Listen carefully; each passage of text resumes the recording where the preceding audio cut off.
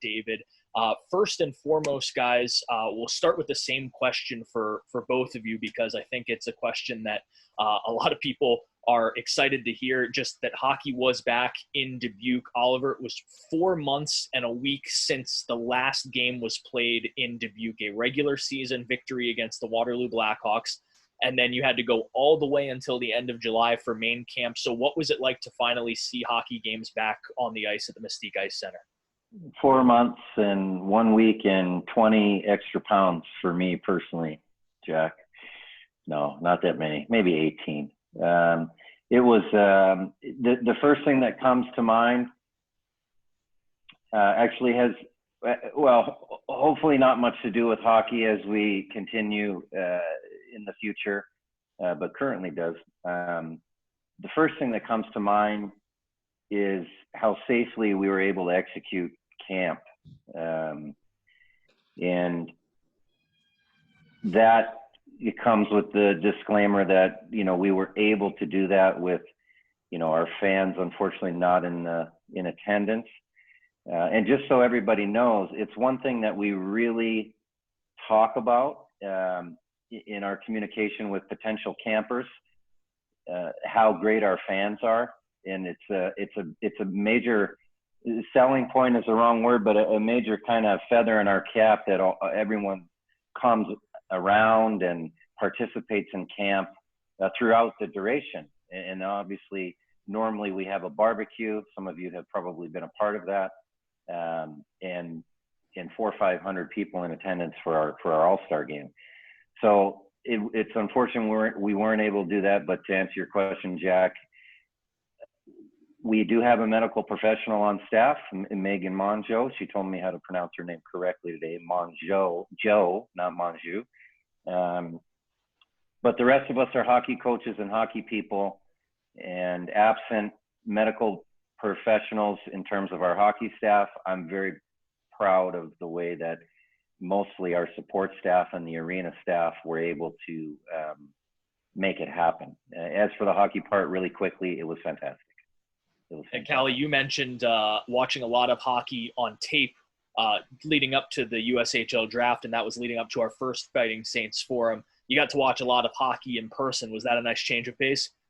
Yeah, very much so. Very much so. Like I said last time, I watched more video this year than all the other years combined almost. It was great to see all the players on the ice, you know, both our own guys and some free agents that were there. I thought it was a good camp, competitive, and it was great for our staff to see each other too. And like Oliver said, it's unfortunate we couldn't have fans there. It's something we really enjoy every year and we look forward to and we appreciate. So but that being said, you know, we safety first, you know, and I thought that was a good camp. A lot of different things go into putting on the camp. And Oliver, you kind of mentioned this in a social media blurb that you had during camp, but just talk to us about maybe the challenges of putting on this campus compared to other ones in the past. I mean, the challenge is kind of, as I mentioned, is tracking down medical professionals locally. We have quite a few resources in town, as people can imagine. That getting that organized, making sure safety is achieved and health is achieved. In some ways, it was a bit of a crash course in putting on an event. Again, normal procedure is the hockey staff puts on an event, you know, it puts on this event.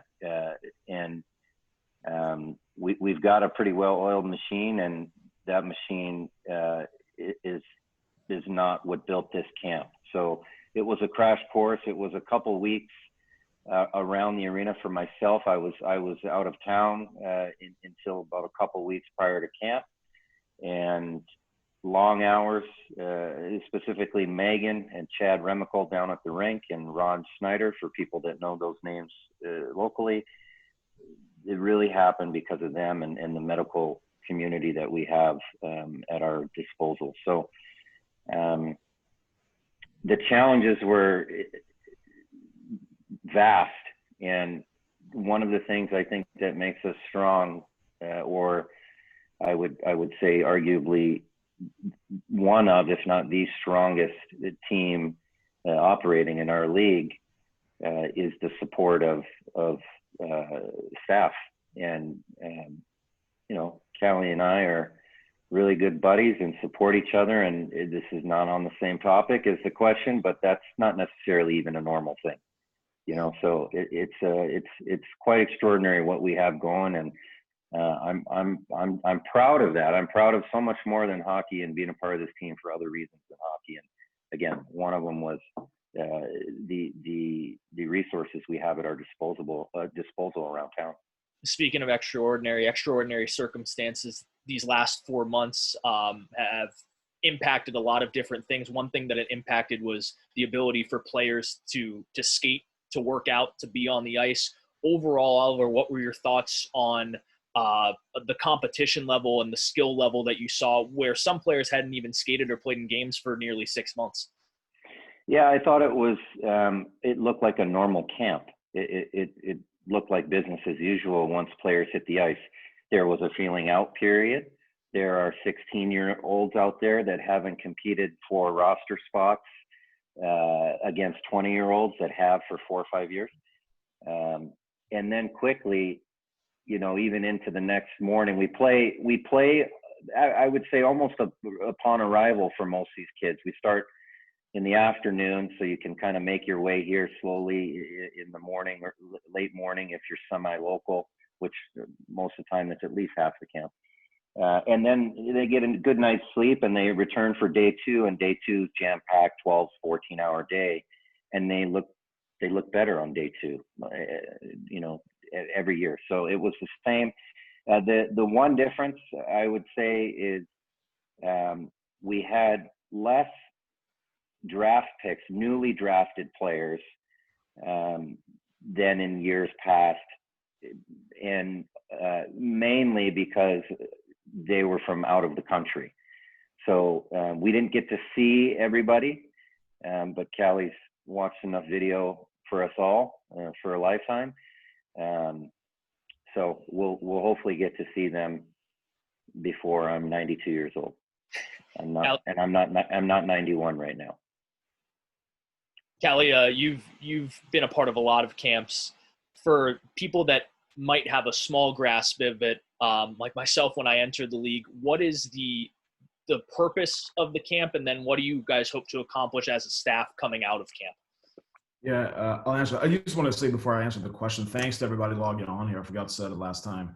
I see everything from owners and fans to player parents and volunteers, and I just want to thank everybody for taking the time and tuning in here, and for everything you guys do around Dubuque and supporting us in whatever ways you do, because you guys are important and you're people that we talk about. So thank you.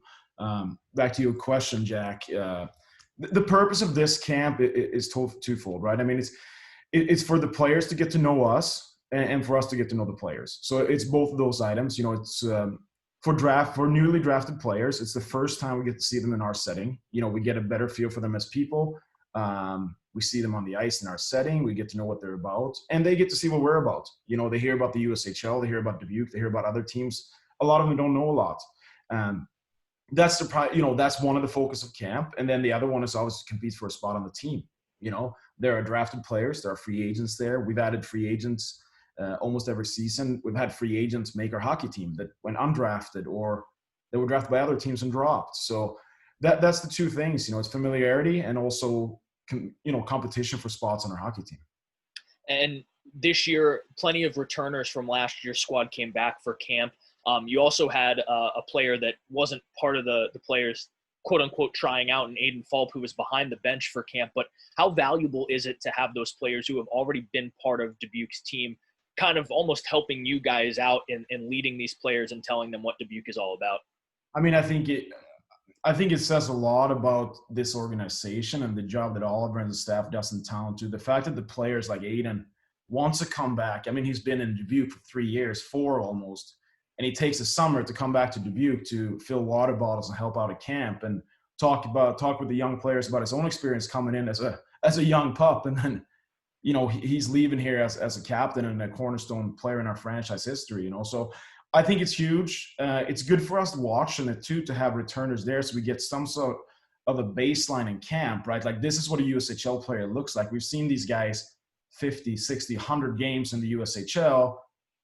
You know, you can look at that player and compare the new guys to them as well. So it's great at so many levels. We love having alumni back, you know, players that played last year and in the past. I think it speaks to the strength of the organization that people want to return, and it's something we embrace and we're really proud of.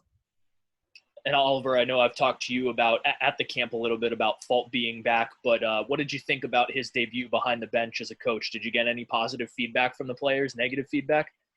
Yeah, I'm glad you spun that into kind of more of a lighthearted question, because I was getting choked up like thinking about Fulp, and people have probably figured out I get pretty emotional sometimes. But I think he did well. I think honestly, I don't know if he only coached his team. Do you know we named a team kind of after him? Yeah, I think that's I think that's why he returned. Okay. And once he heard the team name after him, he came back. Okay.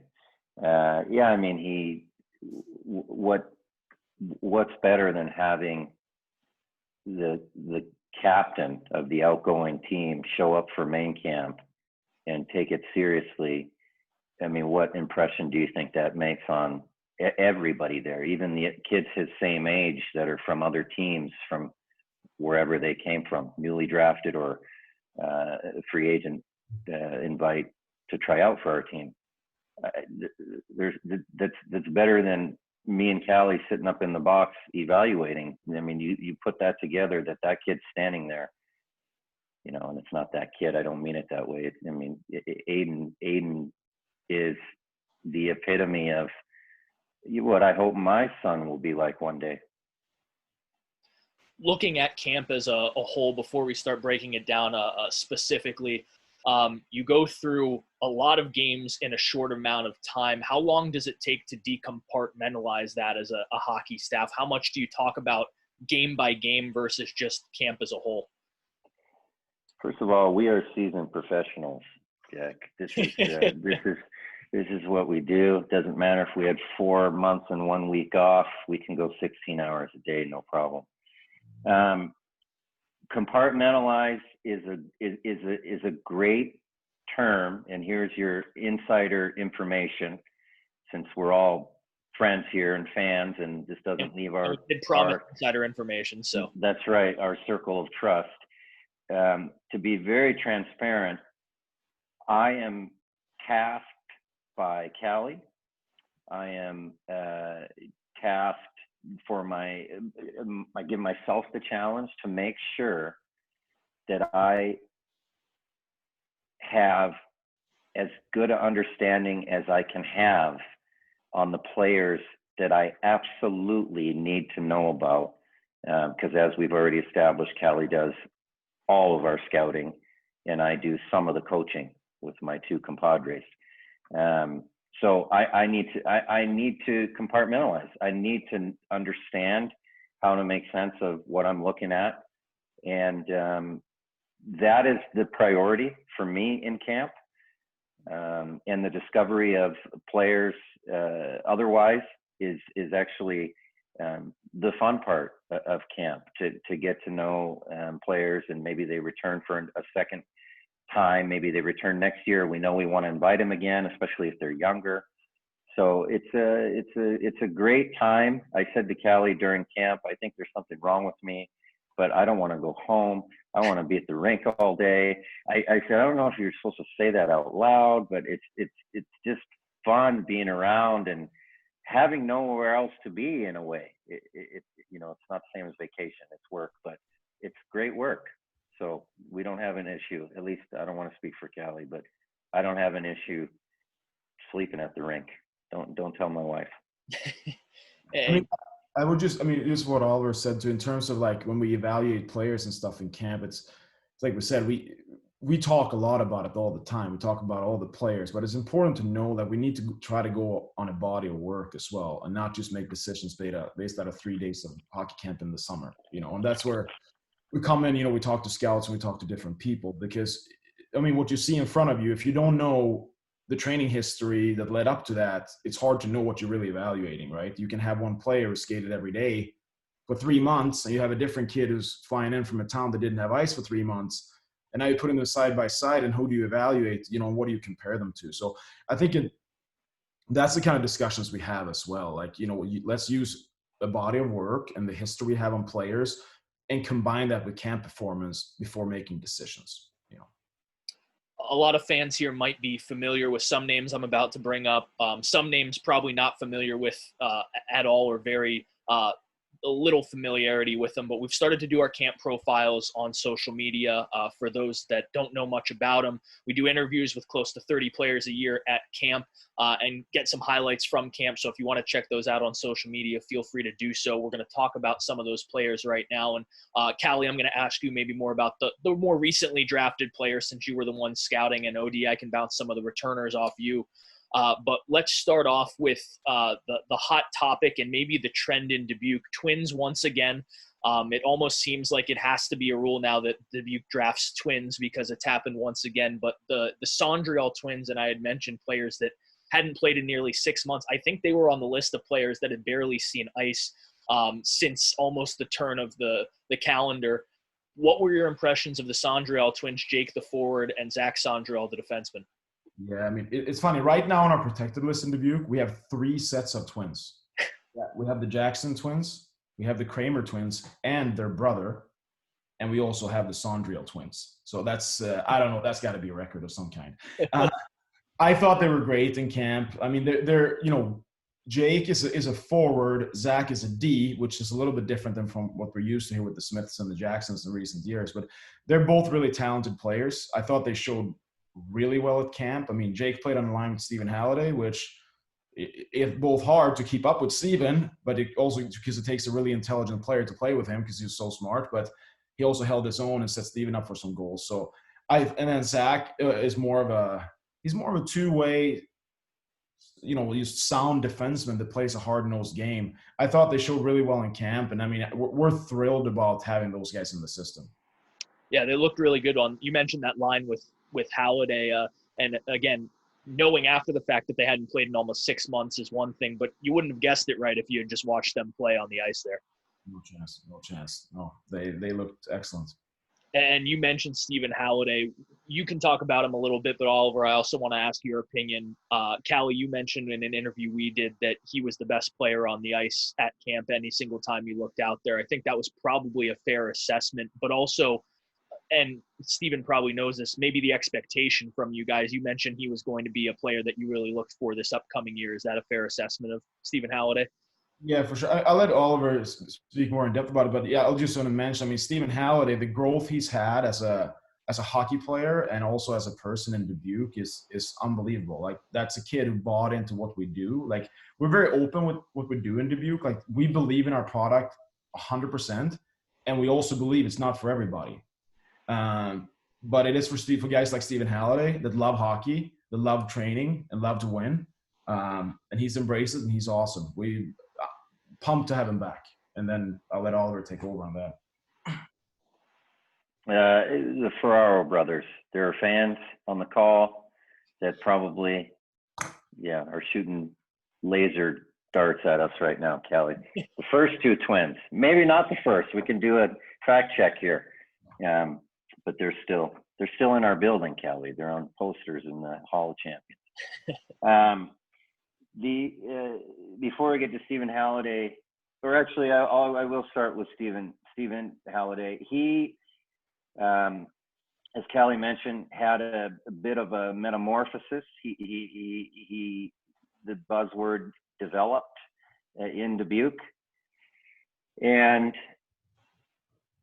those are the situations as a coach that give you life. Here's some insight into the coaching profession, at least in my experience in the coaching profession, that give you life, that keep you going, that remind you of why it is you coach and why it's worth giving everything you have to players, and not giving up in some cases. Kalle will tell you, I am not always optimistic and positive. I am susceptible to complaining, like probably other people are. And it's a process for a coach, for a coaching staff, for teammates to work through, work through and work with players that are on their climb, on their developmental climb. And I can tell you in my experience, 12 years in junior hockey with this exact age group for 12 straight years now, when you know it, when a player walks in the rink, literally the next morning, or you see it right away, that they've had an epiphany, that they've had that moment, and things are going to be changing for them. And it could go both ways, obviously, but Michelli comes to mind in his second year with us, the kind of development he shot through. Steven, and one player we don't talk much about, but was 100%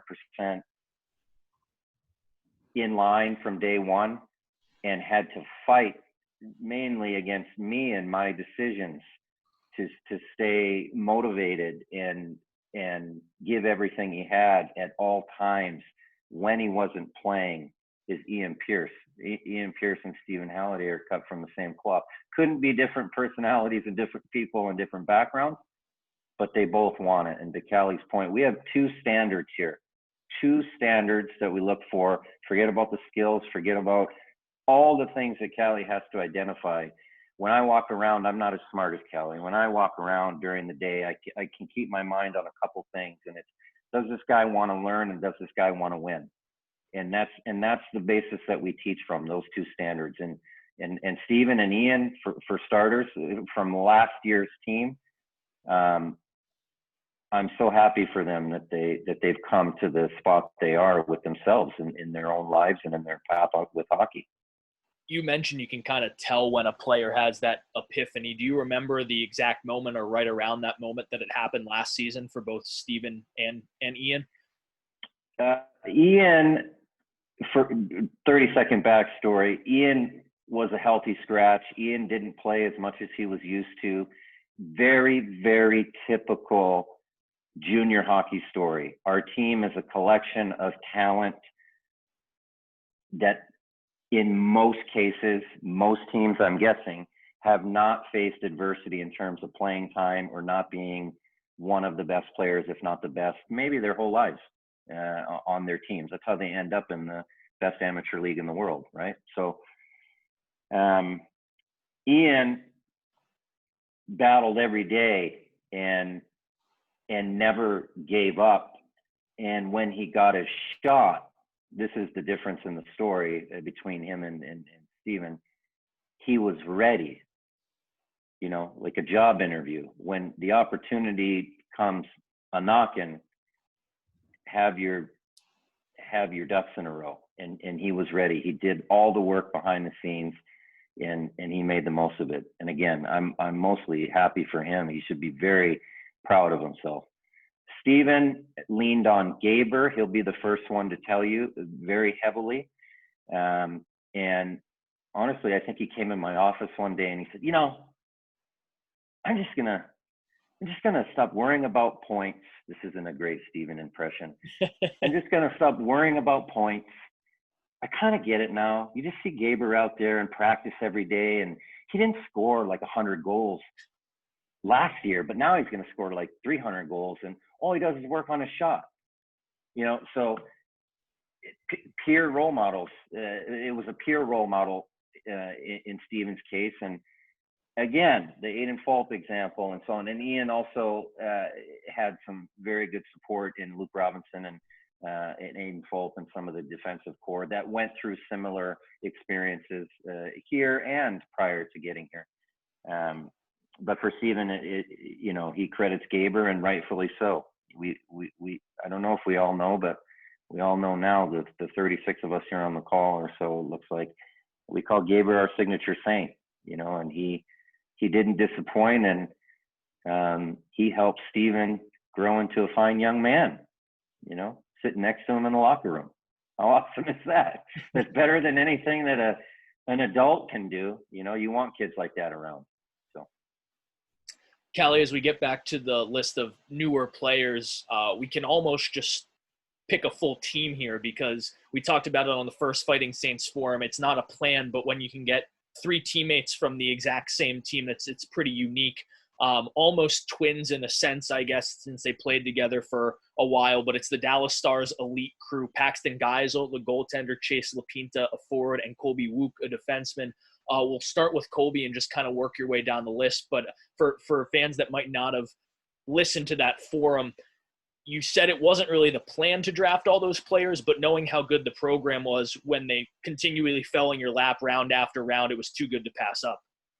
Yeah, and when I say it wasn't the plan to draft all three, that's just because I didn't think we were going to get him where we got him. I thought they were going to be gone. I love that we got all three.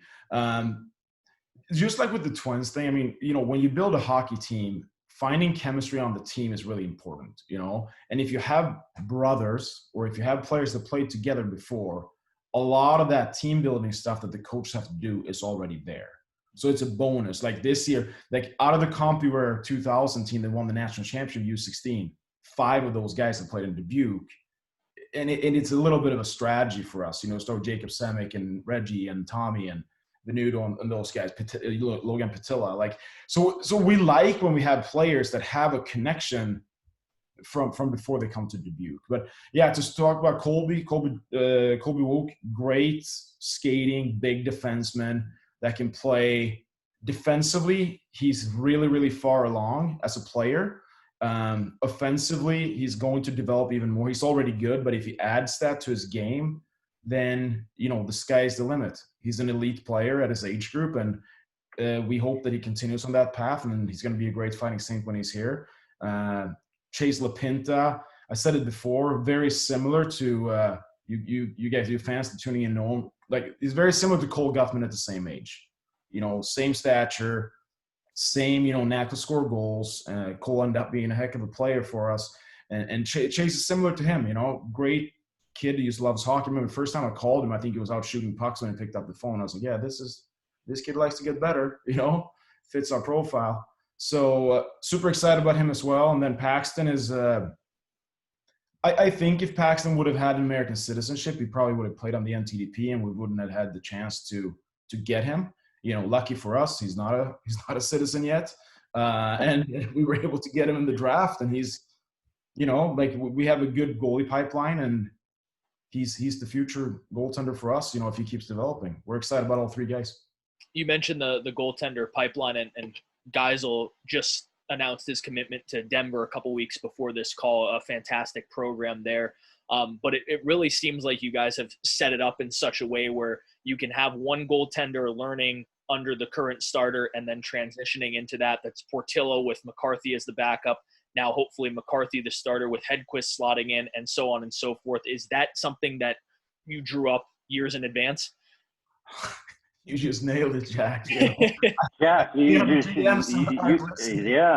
Good job, Jack. Wow. That's exactly the thought. I mean, we felt that we have had such good goalie coaches in Dubuque with, Matt Millar, who goes to the NHL, and now at Pizza Marja. Like, we have great goalie coaches. We need to make sure that our backup goalie, so to say, or our 1B, that, the time we invest in those guys need to lead that they become starters in Dubuque. Otherwise, it's a wasted development opportunity. So we focused on that for sure. We want the guy who's not playing every night to be the next guy in line. And obviously, it's up to those goalies to develop as well. But, yeah, it's a strategy. It's a plan. And that's exactly the plan that you lined out. That's what's going to happen in Dubuque if everything continues going the way it's going.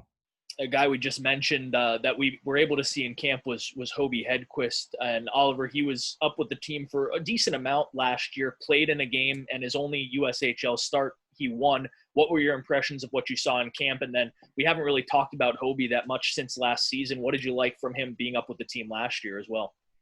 First of all, he won every period or amount, every game that he played in from preseason to that leading up to that one game, I believe in Cedar Rapids, and that's the expectation, that he never loses.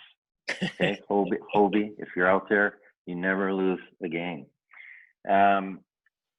Hobie came to town and joined us in training camp. Again, just a little bit of background. We brought him in as a third goalie last year with Portillo McCarthy, and Hobie came in for 3-4 weeks. He enrolled at senior high school. He attended senior high school and knew that he would be returned to his U16 team.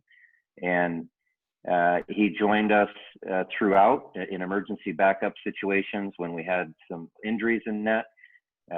He also joined us on the he was at our game against Waterloo, our last game of the season. He came on the bus with us to Youngstown and was going to play that weekend and be with us the remainder of the season for the deepest playoff run in 4 or 5 years. That's what was going to happen, folks. So we were real happy with Hobie. We love his competitiveness. He is a very happy-go-lucky kid, but at the same time, he's kind of shy. So it's fun to try to make him laugh. It's fun to be around him. His teammates all embrace him, and he most importantly wants to be a hockey player and cares about winning, at least as much as you, me, and Kalle here. Building our team. So you're now part of the team building process with that fine display of stringing together the goalie draft picks. So we're real pumped about Hobie, and as kind of like Kalle described Paxton. Hobie's a year older than him and had that same kind of description. I mean, he's a national level goalie, and maybe even one day an international for our United States team, at some level. So we're excited about both these guys. Hedquist on the younger side, Kalle, moving to the older side, a player that is coming back from the college ranks, which is something that Dubuque has had a lot of success with the last couple years in PJ Fletcher. When you're bringing a guy back from college, it can't be as simple as just he has the college experience, now we want that experience back. What's that process like in bringing someone back from college? Yeah, I mean, like you said, Jack, we've had a lot of college returnees, and it's our staff, with Oliver and his assistant coach, have done a really good job with those guys to kind of,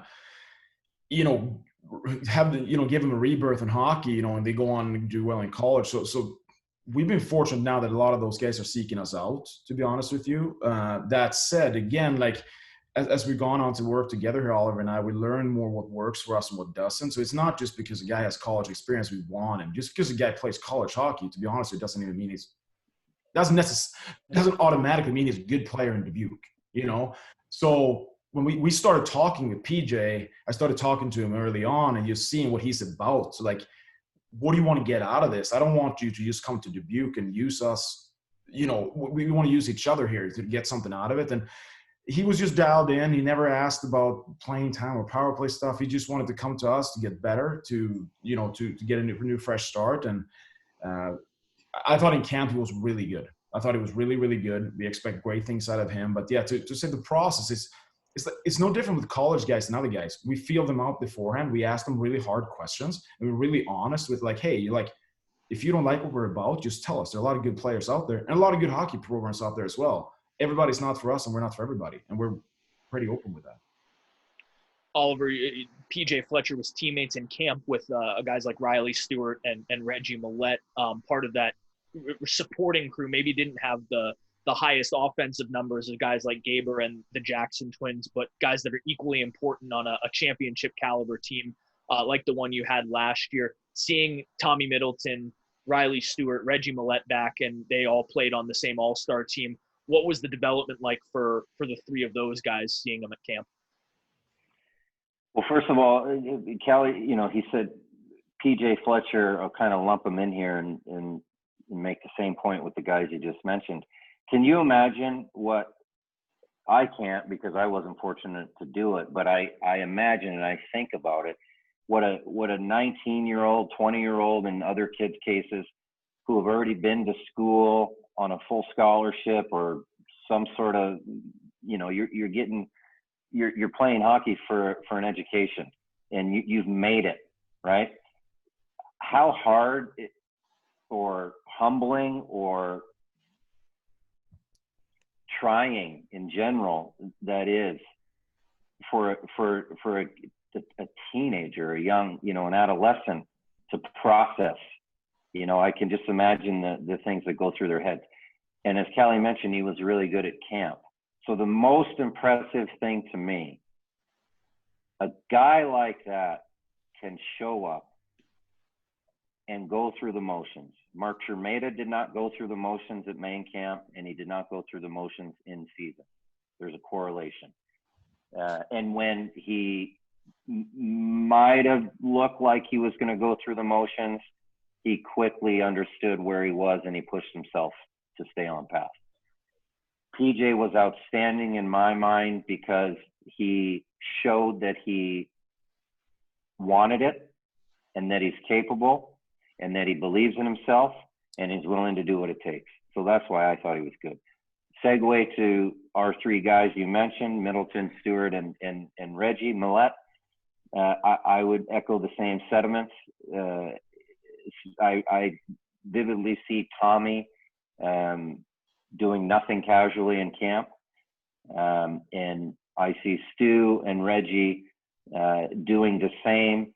And really, you could see me smiling, just kind of trying to execute in a way that we kind of play. I mean, it's really difficult to do if you don't have everybody on the same page, but trying to do the right things, in each zone. So that was all very noticeable. So it's when you have a good season, and guys were part of it and they have the potential of returning and showing new guys the way. And you got guys like PJ coming from the outside, but having even more experience than our returning players in this case, that are all about that direction, being on that path, going in the same way with the returns. Hopefully we're smiling again, and we're smiling often on the weekends. I've got a couple more players on the list here before we get to questions that the fans have submitted, and I don't want to shortchange either aspect, but we are running up here on time at least a little bit. But all these players now are ones that weren't drafted this most recent May, but have had a year in the Fighting Saints program, maybe not with the main club yet. Kalle, the first one I'll go to is Max Burkholder. And I remember talking to you right when you drafted Max. He was the Bantam Player of the Year in Minnesota.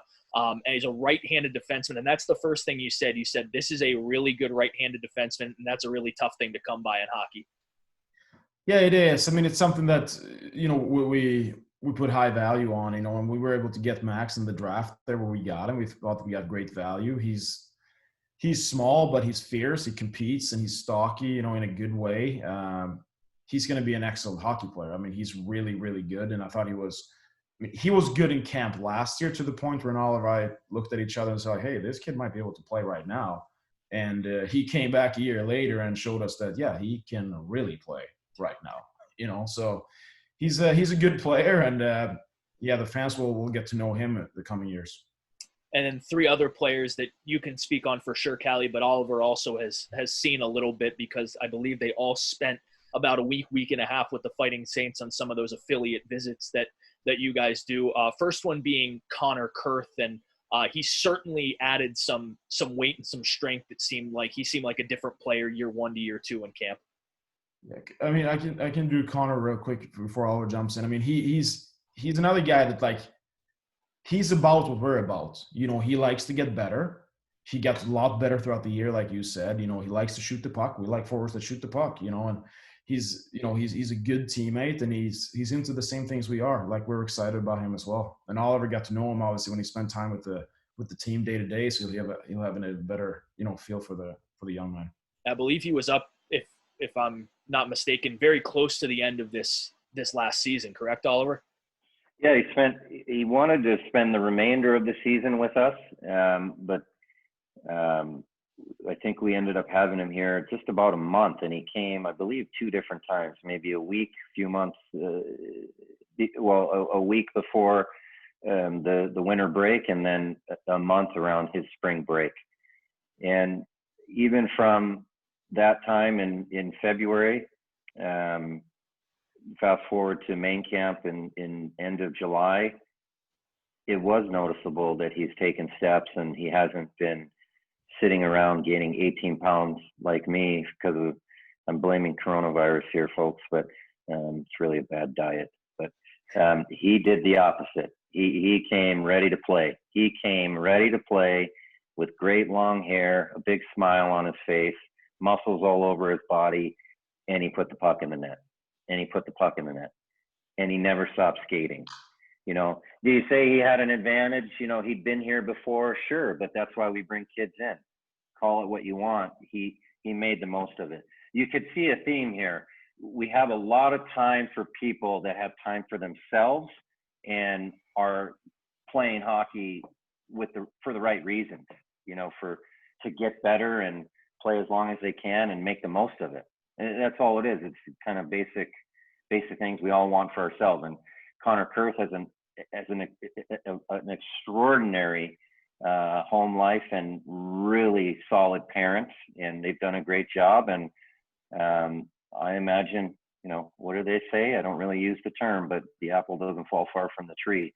A lot of these kids, when you meet their parents, when you come for parents' weekend or meet them in the recruiting process, it's real easy to see why they're good kids. And Oliver, another name I'll bounce right back off you real quick because he was able to play a game in the USHL last year was Max Montez.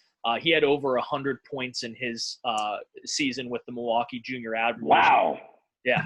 A lot. Over 2 points per game. Incredible season, but he got to play a game in the USHL. What did you see from him maybe in that game, but overall, again, when he came up with the Fighting Saints? I think another guy, if I can see that, I can't really see it correctly, but behind you there, over your, I'm guessing it's your right shoulder, is that Wayne Gretzky? He probably scored 100 points once or twice. Once or twice, a couple records. Yeah.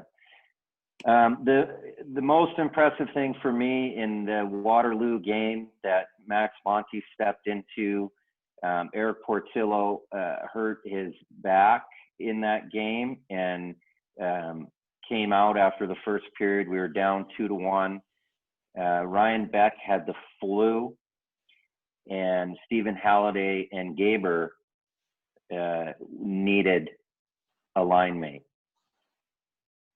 I will not lie, it's hard to throw in a kid who's never played a game on arguably, you know, well, a top two line. That night they were maybe a line that carried us, and part of that was due to Max. The thing that he did that was most impressive, we didn't really see his playmaking ability. We saw his playmaking ability, but not the finish or leading to chances that night. What was very impressive, which I can honestly say I've seen when affiliates play games. So honestly, I don't think I can pull one out of my hat. I think it's the first time I've seen it. He played a really sound, team-oriented, kind of risk-free game, which to me tells me he can make sense of a situation. We're down 2-1. We win 3-2, and that's fantastic. I mean, that he can come in and do that. And very little coaching. Obviously, we had him here and there in little spurts, and we showed him video, and he was in practice. But that particular day, he joined us the night before, got on a bus, and went and played a game. So he had what we could give him, and the rest was he had inside. And I'm really happy about that. I saw him one other time. He did actually play an affiliate game for Janesville in the NAHL. I don't remember, but at least a couple months before, Kalle and I drove up and watched him, and it was the same there. He kind of knew what the situation was, and he made sense of it, and his actions echoed his understanding of the situation. Now, what do we expect of him? We expect him to let go of the reins and show us what else he has inside. But it's really nice to know we can count on him in a situation like we did that night. Before we get here to our fan questions, one more name I want to bounce off of you, Kalle, because he was the first round pick of the Phase 1 draft 2 seasons ago, and that's Kenny Connors. What can you tell us about Kenny over the last year or so since he's been drafted by Dubuque? Well, since he was drafted by us, he went overseas with Team USA and led that team in scoring, and he had a great year at Mount St. Charles, where he left Philly Junior Flyers, where we drafted him out of, went to Mount St. Charles, spent some time in Dubuque. Kenny is a great two-way center. He's not a guy that you go to camp and watch and said, holy cow, that's a good player. You need to see him over and over and over. You understand that he brings the same element every day. He's like a coach's dream in that sense. Like, he's a really honest two-way, 200-foot player, to use all the cliches I know. He's a great player. He's a quiet kid. But like, he's a great, like, we enjoy being around him. He enjoys being around us, and we're super excited about him. I think he's really good, really good. Jack, I gotta intervene here. I'm starting to question Kalle's ability to find players. He just seems to pick all the leading scorers in the world. I don't know, does that count? And best players everywhere. Bantam Player of the Year, leading scorer in an international tournament. Like, that's how I drafted fantasy hockey. Can't be that hard. Yeah, it's a fantasy team. Yeah, fantasy fighting saints. Hashtag. Yeah. We'll do a fan experience GM for the day, and they can just pick the players off the top of the list as well. Yeah, good luck. Good luck. Yeah. We do have 10 minutes, and speaking of the fans, we did get some questions in here, so I want to rattle these off real quick. This question, I believe, has already been answered, but Kalle, if you have any more you might want to add to it. When you're scouting players, what are a few things you look at the most when scouting a player? I mean, the things that stand out right away, if the kid can skate or not, like, if they can't skate, you probably don't even notice them. So right away, you notice skating. And then after that, you try to break things down further, But like I said before, like, I think the most important thing when you try to evaluate players, what do you not see with your eye? Like, what led this player to this point of time, Like, what you see right now, like, current success is not necessarily an indicator of future success. So you need to figure out what took him there, what he's made of. I like skating. We like guys that compete. We say guys that get after it. We use Reese Gaber as like, hey, can we find players that are like him? If so, sign him up. I mean, that's really it. But skating, compete, and making plays. Looking at the way hockey, as all sports has evolved, what are some things that, when you scouting players, has changed for you that you've looked at maybe that you didn't look at in 4 or 5 years ago? I think something that changed in hockey with myself. I mean, like, for example, like, the size element has not completely gone away, but it's not that relevant anymore. The size thing is a plus. It's not a necessity anymore. Something we learned, like, we don't need to have same thing like defensive defensemen. Like, in reality, like, the defense, if you talk about a defensive defenseman, is he good at defending? Or is he classified as a defensive defenseman because he's so bad at it, breaking the puck out, so he ends up defending all the time? Like, you need to try to distinguish there too, right? So those are some things that have changed. Also, like, we want players that really can make plays all over the ice. I'm telling you, one thing that is harder to find nowadays is players that like to shoot the puck. Yeah. 15, 20 years ago, everybody wanted to be the goal scorer. And now a lot of the young players coming up want to be the setup guy. And it's genuinely difficult to find a shoot-first kind of player. Going back to a player we talked about before, Connor Kurth, whenever he sees a chance to shoot the puck, he's going to shoot the puck. And those are attributes that can trump other things because you have something unique and you're good at it. So, yeah, that's, some of the answers to your question there. Oliver, for you as a coach, when a kid, before they leave the USHL level, what are a couple things that you feel are really important to impress upon them? What are a couple things you feel like everyone should learn before they leave to go on to the next level?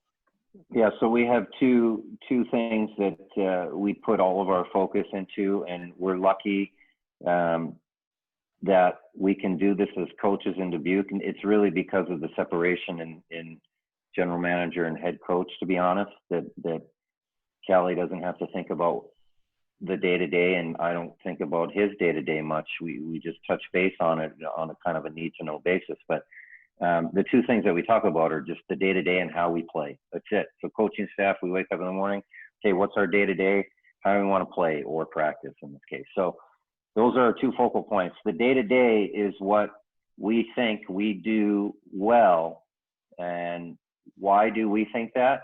Because we witness our players leaving here and having success in school and on the ice in school. And that's what we build our whole program around. The day-to-day is the way. It's the only sign we have hanging in our facilities, in our gym. And we try to define that so it's not some vague gray area term, which it is, but we try to define it every day, you know. And we have a schedule we adhere to. We get creative with that schedule. We schedule sleep. We schedule school. We schedule tutor time. We schedule team bonding time. You've seen it. We do everything we can to prepare them to be able to be punctual and just go about their day like a quality student athlete. You know, not just somebody going to college for the extracurriculars. You know, so. Again, I'm proud of what we do. It's a hard road to build it and stick with it. And one of the hardest things, maybe the hardest thing in the coaching profession, is having a belief or a way. You know, Bill Belichick is the easy one for all of us to understand, and sticking to your way because you know it's the way. You know, so what happens when you lose? You know, what do you fall back on? So you got to be real honest with yourself and what you're about, and your program should emulate that. And for us, there's a reason why we've had success with college transfers, and there's a reason why incoming freshmen at their universities succeed. And if anything, it's a great question. If anything, that's at the top of the list of what we do well in Dubuque. This next question almost feels like a question that was placed here by you, Oliver. I want to emphasize that this is a question from the fans, but it seems like one that you would want to answer, so I'll ask it to you. It says, what does the organization want to cultivate when it comes to culture? And I know culture is a huge buzzword for you. Yeah, I mean, that's actually pretty hard to sum up. Well, it starts with, again, the two standards I mentioned: want to learn and want to win. So we want players that want to get better, and we want players that consider winning a part of their development and something to focus on. And winning, we break that down into three categories: winning in hockey, school, and life. So that's part of our day-to-day curriculum that we just kind of mentioned. The day-to-day is the way. Is we try to inject a little bit of hockey each day and a lot of school and a lot of life into our schedule. Hockey, technically, in skates, laced up, sweating and hitting and scoring and everything that goes into a practice, is less than 2 hours a day. 22 hours a day we schedule, and it's a lot on the peripheral. So what do we want? We want a culture of those things, guys that are developing because they're willing to learn. If you're willing to learn, that automatically means you're humble. And if you're humble, you're willing to listen. And if you're a good listener, you're gonna learn. That's the breakdown in terms of a curriculum. So we try to figure out if they're willing to learn. Bang, we got that kind of guy in our hands. Okay, this is going to be fun, you know, and then we go from there. So the culture is one of learning. The biggest value I have at this point in my life is knowing the importance of education, in this case, hockey and schooling. And we hope they are prepared for both when they leave here. So a culture of learning would be the most concise term I can give you. And final question here, because we are running right up on time here, but this one goes back to Kalle. Question being, when you're looking at players and scouting them, or players that are already on the team, what are a couple skills that tell you that a player is USHL ready? Skill. I mean, it's very similar to what we just asked here. Like, can they skate in our league? Like, it's a league. It's a fast league, so you need to be able to move your feet. Can you move your feet? Can you make plays? Can you think the game? And do you compete? Like, if you don't compete, you have to be really, really good to play in the USHL. I don't know if anybody can play in the USHL if they don't compete. So those are things that we look at and we try to identify. You know, and competing is so much more than just. I mean, that's being focused on details. That's being prepared. That's doing the right things. Like, that's competing. Like, coming prepared and being ready to play. You know. But yeah, that's. Like I said, it's hard to nail down just one or two skills because it's not like that. It's getting to, like, I've been doing this for a long time. I compare this player to a player 4 years ago that we drafted that worked out and it didn't work out, and like it's a whole algorithm, you know, that we plug in values and just what works for us, you know. So it's more, and just because we pass on a lot of good players that end up being good in other teams because they don't fit for us and vice versa. You know, there are players that work for us that don't work for others. So the most important thing when you scout is you need to identify what you're looking for, and then you go find exactly that. And it doesn't matter if there's a different player there who's good. If he doesn't fit your profile, he's not for you. Yeah, absolutely. Well, Kalle and Oliver, thank you very much as always for the time. I know we have a lot of fans who are excited to hear about main camp, and we thank you for the insider information that we promised at the top of the show. And to all the fans that have joined us tonight, again, thank you not only for joining us tonight, but as Kalle mentioned earlier, for all the continued support that you've shown us over the last 4 to 5 uncertain months. Hopefully back on the ice here soon. Again, thanks for joining us and have a great rest of your night. Thanks, Jack. Thanks, everybody. Thank you, Jack.